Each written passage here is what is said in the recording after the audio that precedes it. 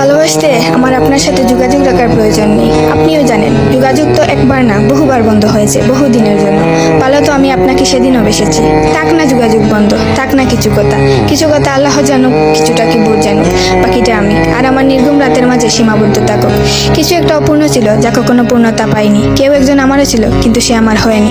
তারপর যাকে বহুবার দেখার পরেও মন ভরে নাই, তাকে আজ বহুদিন দেখি না। তোমাকে আজও পুরোপুরি ভুলে ওঠা হয়নি। তুমি আছো, তুমি রয়ে গেছো। তুমি আমায় ভালোবাসোনি, এটা তোমার ভুল ছিল না। তোমার জায়গা থেকে তুমি সঠিক ছিলে। ভুল ছিল আমার। কেন জানো? বিনা অনুমতিতে তোমাকে ভালোবেসেছি। তোমাকে না জানিয়ে সহস্রাধিক স্বপ্ন বুনেছি। ভেবেই নিয়েছি তুমি আমার। এক প্রকার ধরেই নিয়েছিলাম তুমি কখনোই আমাকে ফেরাবে না। মনে করেছিলাম বাকিটা জীবন তুমি শুধুই আমার। এসব কিছুই বলছিল, সব কিছু বলছিল। আরো বলছিল কি জানো?